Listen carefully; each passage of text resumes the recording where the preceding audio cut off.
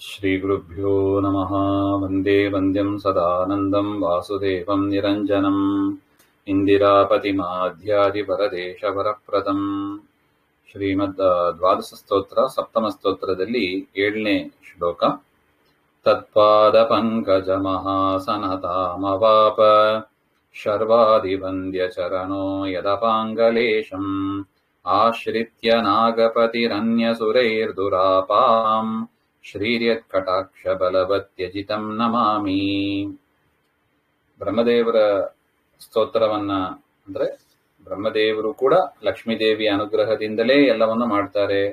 ಅದೇ ರೀತಿಯಾಗಿ ರುದ್ರದೇವರು ಕೂಡ ಪರಮಾತ್ಮ ಲಕ್ಷ್ಮೀದೇವಿಯ ಲಕ್ಷ್ಮೀನಾರಾಯಣ ಅನುಗ್ರಹದಿಂದಲೇ ಎಲ್ಲವನ್ನು ಮಾಡ್ತಾರೆ ಅಂತ ಹೇಳಿ, ಈಗ ಶೇಷದೇವರು ಕೂಡ ಲಕ್ಷ್ಮೀನಾರಾಯಣ ಅನುಗ್ರಹದಿಂದಲೇ ಎಲ್ಲವನ್ನು ಮಾಡ್ತಾರೆ ಹಾಗೆ ಅಂತ ತಿಳಿಸಿಕೊಡ್ತಾ ಇದ್ದಾರೆ. ತತ್ಪಾದ ಇತಿ ತತ್ಪಾದ ಪಂಕಜ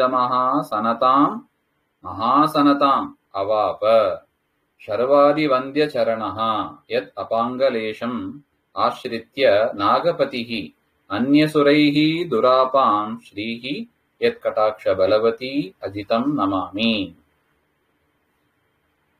ಅಂದ್ರೆ ಆ ಶೇಷದೇವರ ಪಾದ ಅದು ಹೇಗಿದೆ ಹಾಗೆಂದ್ರೆ ಶರ್ವಾದಿ ವಂದ್ಯ ಚರಣ. ಶರ್ವ ಅಂದ್ರೆ ರುದ್ರ ಅಂತ ಅರ್ಥ. ರುದ್ರದೇವರೇ ಮೊದಲಾದ ಎಲ್ಲರೂ ಕೂಡ ನಮಸ್ಕರಿಸಲ್ಪಡುವ ಪಾದ ಶೇಷದೇವರ ಪಾದ. ಯದ್ಯಪಿ ತಾರತಮ್ಯದಲ್ಲಿ ನೋಡಿದ್ರೆ ರುದ್ರದೇವರು ಶೇಷದೇವರು ಸಮಾನ. ಅಂದ್ರೆ ಈಗ ಯಾರು ರುದ್ರ ಪದವಿಯಲ್ಲಿ ಇದ್ದಾರೋ ಅವರೇ ಮುಂದೆ ಶೇಷನಾಗ್ತಾರೆ. ಮುಂದಿನ ಬ್ರಹ್ಮಕಲ್ಪದಲ್ಲಿ ಅವರೇ ಶೇಷರಾಗೋದು.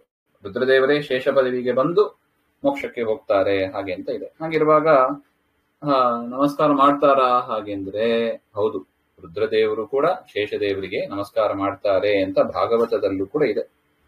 ಯತ್ಪಾದ ಮೂಲಂ ಉಪಸೃಜ್ಯ ನರೇಂದ್ರ ಪೂರ್ವೇ ಶರ್ವಾದಯೋ ಭ್ರಮಮಿಮಂ ದ್ವಿತಯಂ ವಿಸೃಜ್ಯ ಸದ್ಯಸ್ತದೀಯಮತುಲಾನ್ ಅಧಿಕಂ ಮಹಿತ್ವಂ ಪ್ರಾಪುರ್ ಭವಾನಪಿ ಪರಂ ನ ಚಿರಾದುಪೈತಿ ಹಾಗೆಂತ ಭಾಗವತ ಷಷ್ಠಸ್ಕಂದದಲ್ಲಿ ಆ ವಿಚಾರ ಇದೆ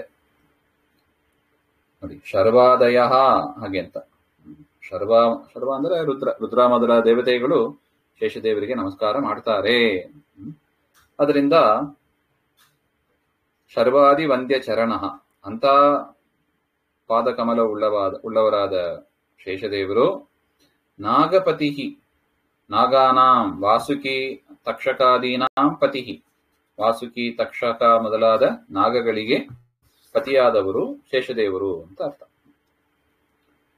ಯದಪಾಂಗಲೇಶಂ ಆಶ್ರಿತ್ಯ ಆ ಲಕ್ಷ್ಮೀದೇವಿಯ ಕುಡಿಗಣ್ಣಿನ ನೋಟ ಅದನ್ನ ಆಶ್ರಯಿಸಿ ಅನ್ಯೇಚತೆ ಸುರಾಹ ತೈಹಿ ಇಂದ್ರಾದಿಭಿಹಿ ದುರಾಪಾಂ ಬೇರೆ ದೇವತೆಗಳಿಂದ ಹೊಂದಲಿಕ್ಕೆ ಅಸಾಧ್ಯವಾದ ಪ್ರಾಪ್ತುಂ ಅಶಕ್ಯ ಅಂತ ಬರೀತಾರೆ. ಆ ಶೇಷದೇವರ ಪದವಿಯನ್ನ ಇಂದ್ರ ಮೊದಲಾದ ಯಾರೂ ಕೂಡ ಹೊಂದಲಿಕ್ಕೆ ಸಾಧ್ಯನೇ ಇಲ್ಲ. ಅಂತಹ ಉತ್ತಮ ಸ್ಥಾನ.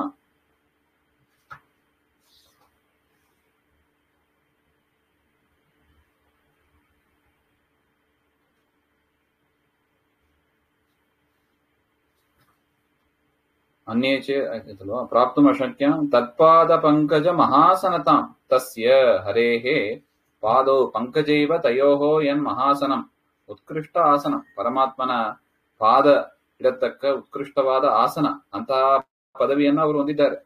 ಶೇಷದೇವರ ಮೇಲೆ ಪರಮಾತ್ಮ ತನ್ನ 2 ಪಾದಗಳನ್ನ ಇಡೋದು ಅಂತಹ ಉತ್ತಮ ಆಸನ. ಭಗವತ್ ಪಾದುಕಾ ಸಿಂಹಾಸನ ಶಯ್ಯಾತ್ಮಕತಾಂ ಇತ್ಯರ್ಥಃ.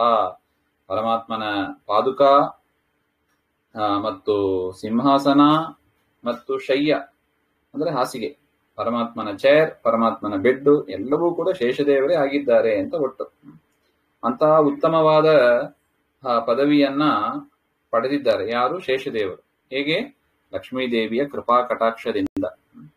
ಅವಾಪ ಅಂತ ಲಕ್ಷ್ಮೀದೇವಿ ಪರಮಾತ್ಮನ ಅಜಿತನಾಮಕ ಪರಮಾತ್ಮನ ಕಟಾಕ್ಷದಿಂದ ಎಲ್ಲವನ್ನು ಮಾಡುವ ಸಾಮರ್ಥ್ಯವನ್ನ ಪಡೆದಿದ್ದಾರೆ. ಅಂತ ಅಜಿತನಾಮಕ ಪರಮಾತ್ಮನಿಗೆ ನಮಸ್ಕಾರ ಹಾಗೆ ಅಂತ ಅರ್ಥ. ತತ್ಪಾದ ಪಂಕಜ ಮಹಾಸನತಾಮವಾಪ ಶರ್ವಾದಿ ವಂದ್ಯ ಚರಣೋ ಯದಪಾಂಗಲೇಶಂ ಆಶ್ರಿತ್ಯ ನಾಗಪತಿರನ್ಯಸುರೈರ್ದುರಾಪಾಂ ಶ್ರೀರ್ಯತ್ಕಟಾಕ್ಷಬಲವತ್ಯಜಿತಂ ನಮಾಮಿ. ಶ್ರೀಮಧ್ವಾಂತರ್ಗತ ಶ್ರೀಕೃಷ್ಣ ಅರ್ಪಣಮಸ್ತು. ಶ್ರೀಹರೇ ನಮಃ.